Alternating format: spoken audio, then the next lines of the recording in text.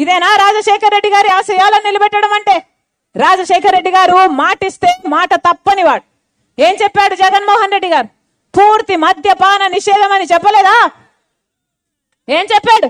పూర్తి మద్యపాన నిషేధం చేస్తాను, మద్యపాన నిషేధం చేయకపోతే నేను ఓట్లు కూడా అడగను అన్నాడు కదా జగన్మోహన్ రెడ్డి గారు.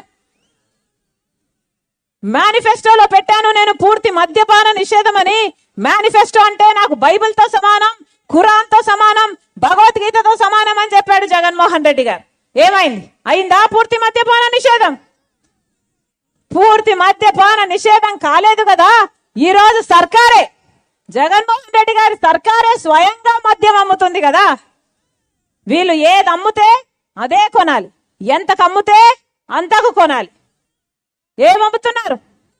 నాసిరికం మందు అమ్ముతున్నారు. 25% ప్రజలు మన రాష్ట్రంలో ఈ నాసిరికం మందు తాగి లివరు, కిడ్నీలు చెడిపోయి చచ్చిపోతున్నారు. వస్తాం కదా. భూమట,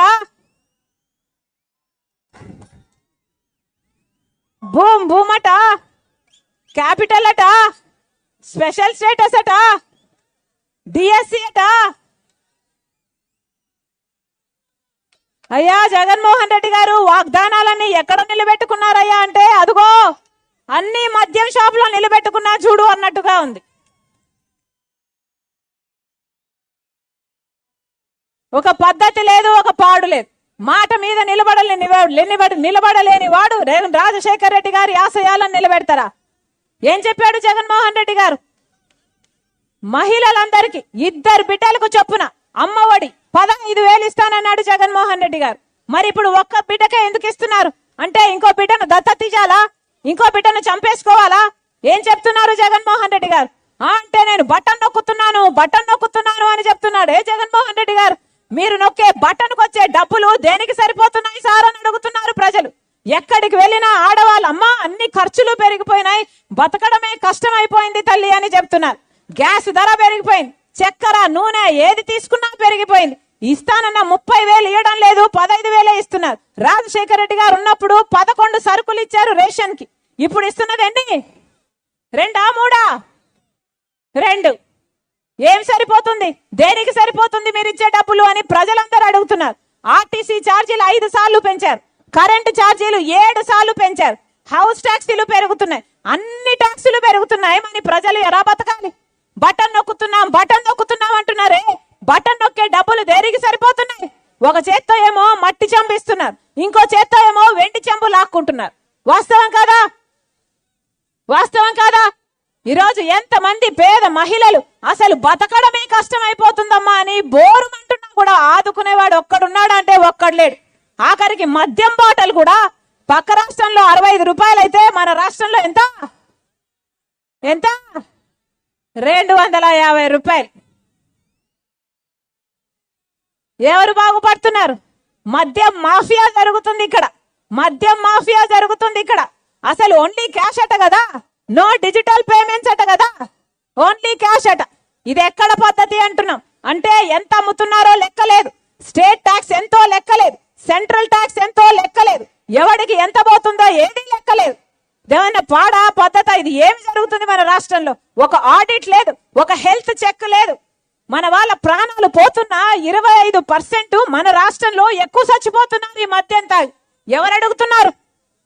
ఈ రాష్ట్రంలో ఎవరైనా పట్టించుకునే వాళ్ళు ఉన్నారా? ఒక పక్క పాలక పక్షం ఉంది, ఒక పక్క ప్రతిపక్షం ఉంది. ప్రజల పక్షానైతే ఎవరూ లేరు. ఈరోజు కాంగ్రెస్ పార్టీ తరఫున రాజశేఖర రెడ్డి బిడ్డ వచ్చింది అంటే ఎందుకు వచ్చింది? ఎందుకంటే ఒక పక్క పాలక పక్షం, ఒక పక్క ప్రతిపక్షం ప్రజల గురించి ఆలోచన చేయటం లేదు కాబట్టి. ఎందుకంటే ప్రజలకు కనీసం ప్రశ్నించే గొంతుక లేకుండా పోయింది కాబట్టి. స్పెషల్ స్టేటస్ మనకు ఊపిరి లాంటిది. ఎవరు మాట్లాడుతున్నారు స్పెషల్ స్టేటస్ గురించి? ఒక పక్క చంద్రబాబు గారు మాట్లాడరు, ఇంకో పక్క జగన్మోహన్ రెడ్డి గారు మాట్లాడరు. ఎందుకంటే ఇద్దరికి బీజేపీతో దోస్తీ కావాలి. వీళ్ళ ముగ్గురిది ఒక ట్రయాంగిల్ లవ్ స్టోరీ. ఇద్దరికి బీజేపీతో దోస్తీ కావాలి. వాళ్ళ స్వప్రయోజనాల కోసం రాష్ట్రాన్ని తాకట్టు పెట్టారు, రాష్ట్రాన్ని బానిసని చేశారు. స్పెషల్ స్టేటస్ పోయింది, పోలవరం పోయింది, రాజధాని పోయింది. బీజేపీ పార్టీ మనకు ఏ ఒక్కటి ఇవ్వకపోయినా వీళ్ళు మాత్రం బానిసలుగా తయారు. ఈ రోజు ప్రశ్నించే గొంతే లేదే, కనీసం స్పెషల్ స్టేటస్ అన్న ఊసే లేకుండా పోతుంది అని రాజశేఖర రెడ్డి బిడ్డ ఆంధ్ర రాష్ట్రానికి వచ్చింది. రాజ్యాలు ఏలడానికి రాలేదు, గొప్ప పార్టీకి ముఖ్యమంత్రి అయిపోదామని రాలేదు. ఈ రోజు రాజశేఖర రెడ్డి బిడ్డ ఇక్కడ అడుగు పెట్టిందంటే ఎందుకు వచ్చింది? ఎందుకంటే కాంగ్రెస్ పార్టీ రాహుల్ గాంధీ గారు 10 సంవత్సరాల ప్రత్యేక హోదా ఇస్తాము అని కాంగ్రెస్ మేనిఫెస్టోలో పెడితే ఆ మాటను పట్టుకొని వచ్చింది రాజశేఖర రెడ్డి బిడ్డ. ప్రత్యేక హోదా వచ్చేంత వరకు రాజశేఖర రెడ్డి బిడ్డ ఇక్కడ నుంచి కదిలేది లేదు. ప్రత్యేక హోదా వచ్చేంత వరకు, పోలవరం వచ్చేంత వరకు, రాజధాని కట్టేంత వరకు, ఆంధ్ర రాష్ట్ర ప్రజల హక్కులు సాధించుకునేంత వరకు రాజశేఖర రెడ్డి బిడ్డ ఇక్కడ నుంచి కదలదు. మళ్ళీ చెప్తున్నాం నేను రాజశేఖర రెడ్డి బిడ్డను. పులి కడుపున పులే పుడుతుంది. నా గుండెలో నిజాయితీ ఉంది. ఆంధ్ర రాష్ట్ర ప్రజలకు అన్యాయం జరుగుతుంది కాబట్టి, కనీసం ప్రశ్నించే గొంతు లేదు కాబట్టి రాజశేఖర రెడ్డి బిడ్డ ఇక్కడ ఆంధ్ర రాష్ట్ర ప్రజలకు మేలు చేయడానికి అడుగుపెట్టింది. మీరు ఆశీర్వదించండి, రాజశేఖర రెడ్డి బిడ్డను ఆశీర్వదించండి, కాంగ్రెస్ పార్టీని ఆశీర్వదించండి. ఎలాగైతే రాజశేఖర రెడ్డి గారి పరిపాలన చేశాడు ఆ సంక్షేమ పాలన మీ గడపకు తీసుకొస్తాను, మీ చేతుల్లో పెడతానని రాజశేఖర రెడ్డి బిడ్డ మీకు మాటిస్తుంది. మీరు ఆశీర్వదించండి.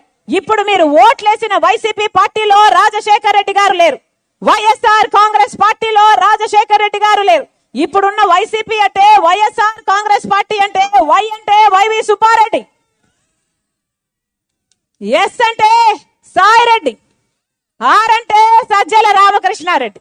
వీళ్ళే మిగిలారు, వీళ్ళే ఏలుతున్నారు. రాజశేఖర రెడ్డి గారు లేరు, సాక్షి పేపర్లో లేరు, సాక్షి టీవీలో లేరు. రాజశేఖర రెడ్డి గారు ఖరామరుగైపోతున్నారు. ఇది రాజశేఖర రెడ్డి గారి మార్క్ రాజకీయం కాదు, ఇది జగన్మోహన్ రెడ్డి గారి మార్క్ రాజకీయం. ఇది అవసరం లేదు. మాట తప్పే, మడమ తిప్పే ఈ రాజకీయం అవసరం లేదు. హత్య రాజకీయాలను ప్రోత్సహించే ఈ రాజకీయ నాయకులు అవసరం లేదు. సొంత చిన్నానని పొట్టను పెట్టుకున్న అవినాష్ రెడ్డి గారిని పక్కన పెట్టుకుని తిప్పడమే కాకుండా మళ్ళీ ఆయనకే టికెట్ ఇచ్చారు అంటే అహంకారం కాకపోతే ఏమిటి అని అడుగుతున్నాం. మళ్ళీ ఒకసారి చెప్తున్నాం, రాజశేఖర రెడ్డి బిడ్డ మాటిస్తుంది. రాజశేఖర రెడ్డి బిడ్డ మళ్ళీ రాజశేఖర రెడ్డి గారి సంక్షేమ పాలన మీ చేతుల్లో పెట్టేంత వరకు అలుపెరుగని పోరాటం చేస్తుంది అని